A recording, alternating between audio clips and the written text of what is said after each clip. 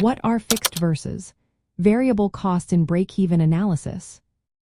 Have you ever wondered how businesses determine the point at which they start making a profit? This is where understanding fixed and variable costs comes into play in break-even analysis. Let's break it down. Fixed costs are expenses that stay the same, no matter how much a business produces or sells. Think of rent, property taxes, salaries for permanent staff, insurance, and equipment depreciation. These costs must be paid even if the business does not produce anything. They create a baseline expense that the business needs to cover to avoid losses. On the flip side, variable costs change based on the level of production or sales. These costs increase as you produce or sell more items and decrease when production slows down. Examples include raw materials, direct labor tied to production, shipping costs, and sales commissions. If a business sells no products, variable costs usually drop to zero or very close to it.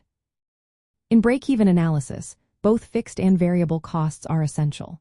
The break-even point is where total revenue equals total costs, which means no profit or loss. To find this break-even point in units, you divide total fixed costs by the contribution margin per unit. The contribution margin is the selling price per unit minus the variable cost per unit. This calculation shows how many units need to be sold to cover all costs. For instance, if fixed costs are $10,000 per month, the product sells for $50 per unit, and variable costs are $30 per unit, the contribution margin per unit is $20. This means the break-even point would be 500 units.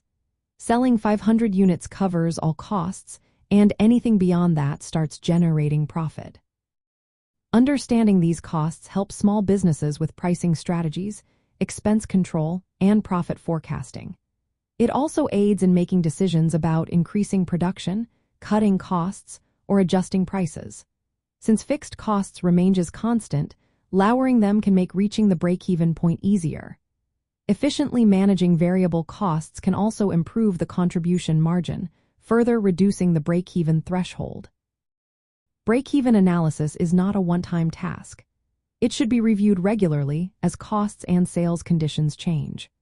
Small businesses can use this analysis to assess new investments, price adjustments, or cost-saving measures by evaluating how these factors affect fixed and variable costs and the break-even point. Regularly revisiting this analysis helps maintain financial health and supports informed decision-making.